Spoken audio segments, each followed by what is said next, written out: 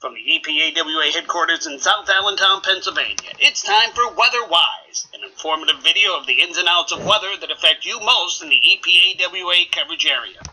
The following segment is a weekly video blog, and the opinions of the forecaster do not necessarily reflect the opinions of the staff of Eastern PA Weather Authority, LLC as a whole, nor its constituents. Without further ado, here is meteorologist Bobby Martrich with Weather Wise.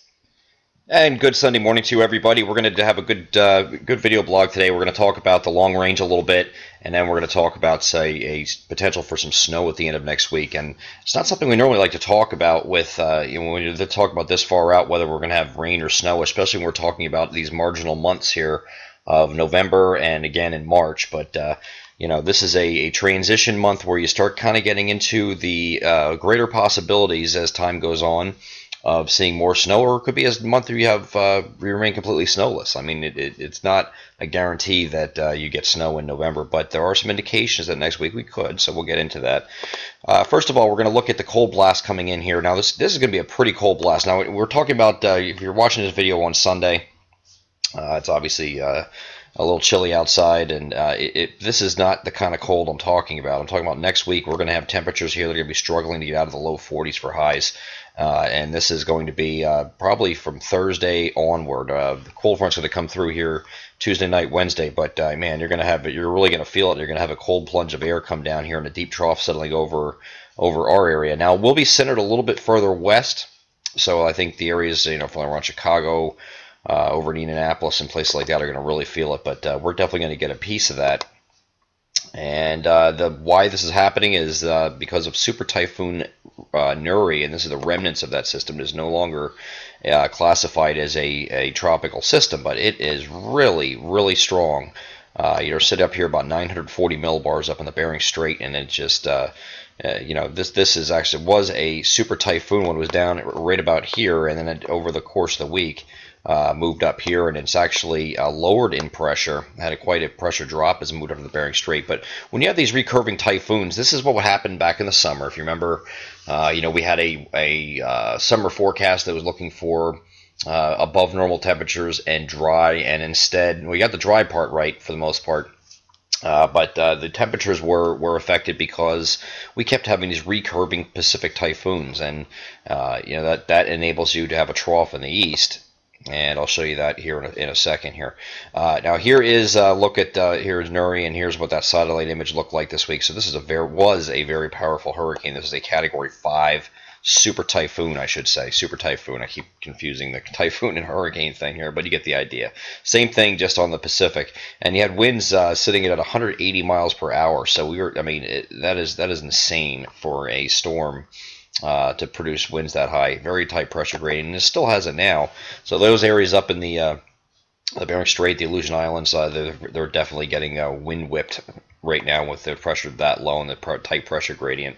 So what this does to the pattern is allows it to become more amplified. That actually pumps up a ridge up in here in this area, and here's the remnants of that typhoon sitting here, and you can see it has an influence in the jet stream. Jet stream kind of goes around it here, so you got a very strong, very strong ridge out here, and that's going to allow for, on the other side, on the back side of that, you get that deep trough in the east here, and that's why you're going to get this. This cold here as we get into next week. Now, again, this isn't going to be unprecedented cold. I don't want to get anybody excited like, wow, it's going to be, 20, 30 degrees for high. It's going to be like the dead of winter. It's not going to be that cold.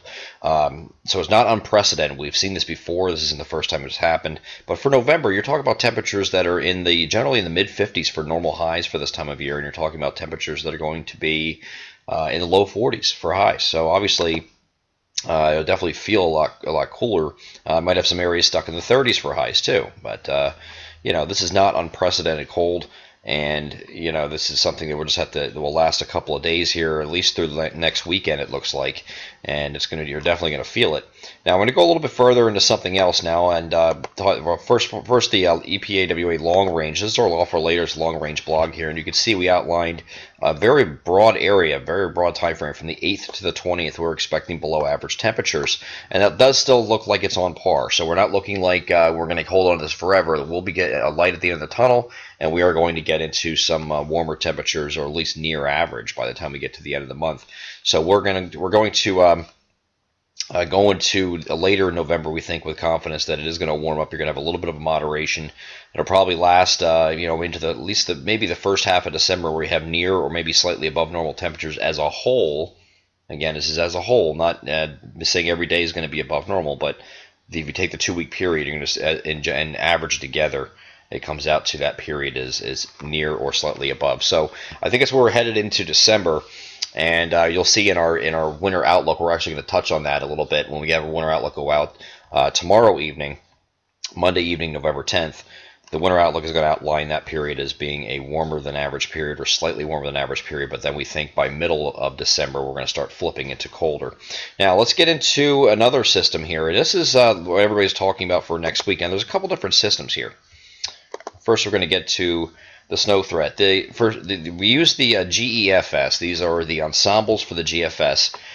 And when you have ensembles, they're a very good tool to use and not just look at, everybody likes to look at, well, the GFS had snow today or the European model had snow today. Well, you got to look at the ensembles and see what the ensembles are doing.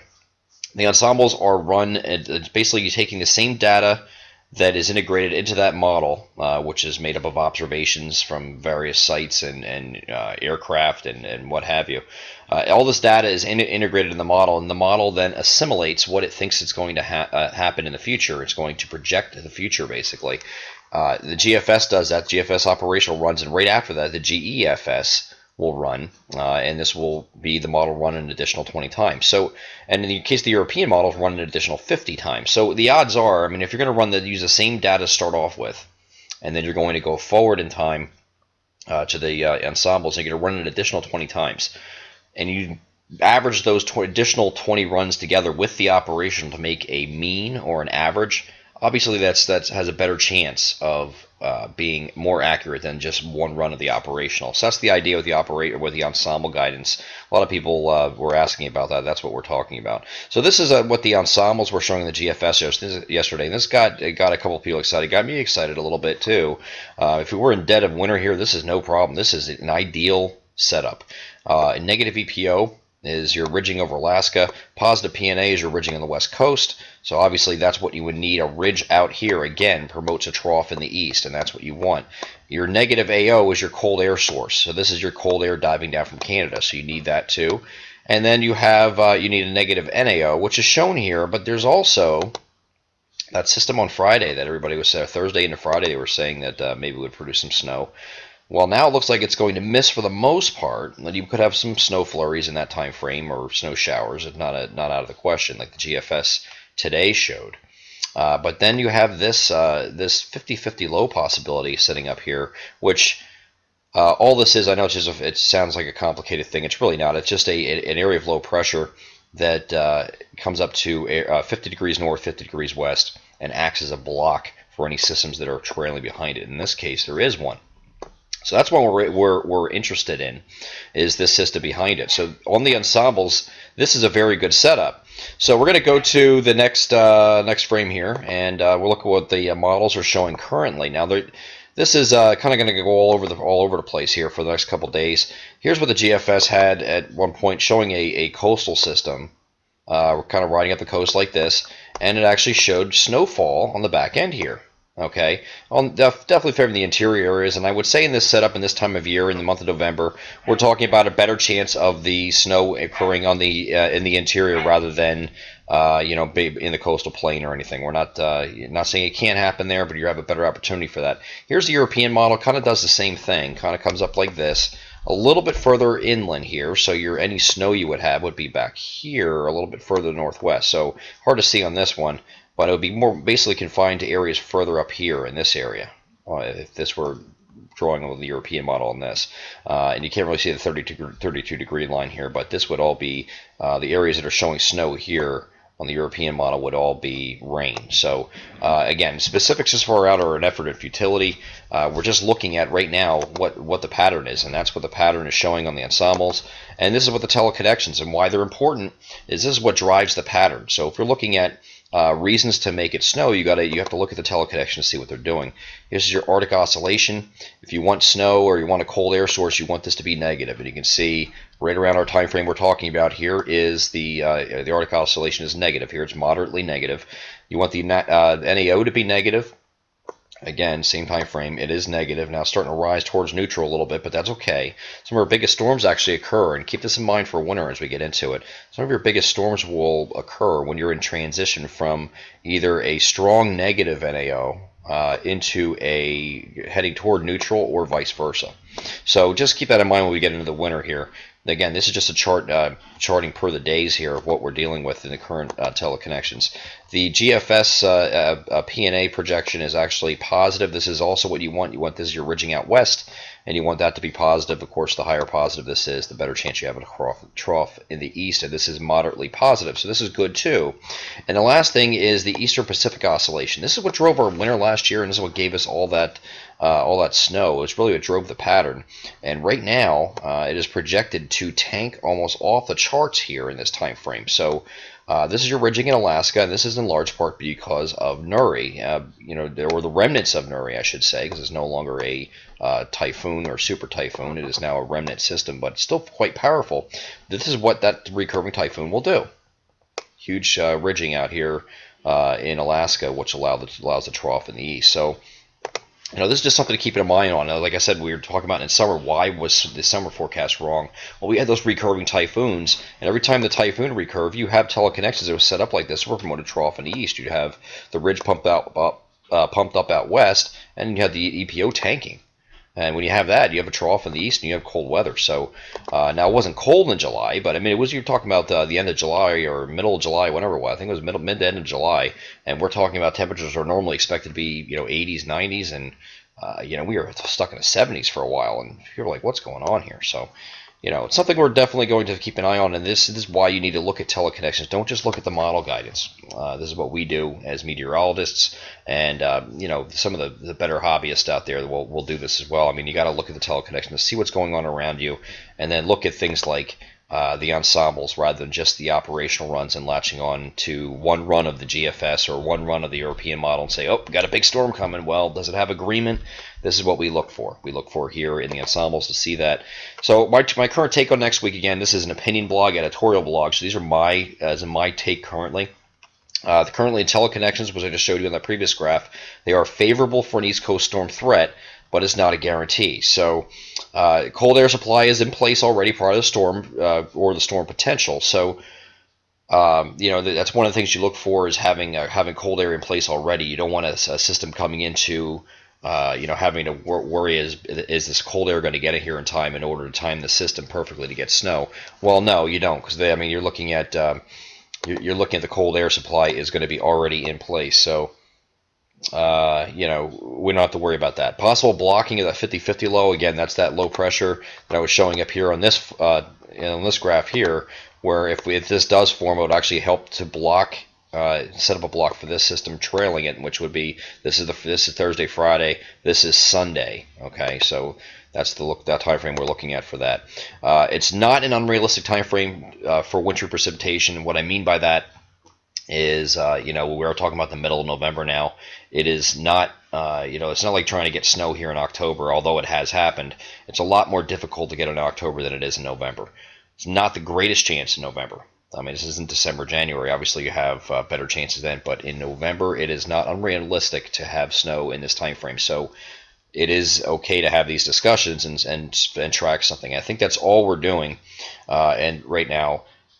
Stay tuned this week as the system evolves in the models, and don't latch on any one idea thrown out there publicly. You're going to hear a lot of stuff out there, especially in social media, from these little weenie sites. I know you guys love following a lot of different things, and that's great. That's good to get a different perspective.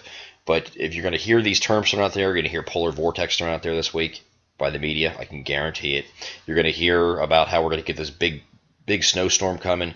While they may be true, we want to wait and see how this plays out first. We're not going to jump on any idea, and we're just saying that the teleconnections right now are lining up, and if the stars can align, I guess you can get your snowstorm. But it's not easy to get snow this time of year, although not unrealistic, if that makes any sense. So odds favor climatologically that you're not dealing with a snowstorm, but we are starting to entertain that idea this time of year. Of course, our winter outlook is coming out on Monday the 10th at 7 p.m. Please make sure to check that out. We're going to link that on the Facebook page. And, of course, we had this out privately on Friday for our private customers, our premium customers through the My Pocket Meteorologist program. If you are a member of My Pocket Meteorologist Premium, please check that out in the private channel. But this program is really kicking off now. We're really getting hot and heavy in this. And what I wanted to say about it is, if you don't know about what My Pocket Meteorologist is, you're really missing out. I mean, you have text or email alerts that are sent conveniently to your phone or email that will actually tell you what to expect for your county, specifically, and up to 5 days in advance of any approaching winter storm, and then every 24 hours after that. So, for example, we see a storm on the horizon right now that we were talking about in this video. If at 5 days it still looks like this is a really legitimate threat, we're going to send out text alerts to our My Pocket Meteorologist clients, or email alerts, depending on which way they signed up for. And we've already started talking about it in our private group already. We're going to send out these text alerts, and then we can say, hey, we're watching a possible winter storm, updates to follow, and then we're going to, each day, as we get amounts, as we get closer, we'll be able to give amounts, timing, specific for the area you live. So this is a very good program. A lot of you have used this program in the past, and we now have a flat rate for the entire winter, which was by request. We were actually going to do a month-to-month deal. You can actually do a flat rate for the entire winter for this program, or you can do an annual program. So, check that out. Please do check that out. There's a link right below this video. You can follow it to sign up for the My Pocket Meteorologist. But this is how we are going to disseminate information for specific areas. So we're not doing that on the Facebook page when somebody says, hey, how much snow am I getting in Bangor? Well, get this program. That's what these people are signed up for to get. We're not giving the My Backyard questions on the Facebook because it's not physically possible. We have almost 200,000 followers, and if everybody's asking questions of the towns, we'd be there all day, and I would have no wife, no life, and life would not be good. Anyway, that's the video for this week. I hope you enjoyed it. We'll be back again next Sunday with another version of WeatherWise, and this is your WeatherWise for Sunday, November 9th, 2014. Have a great weekend.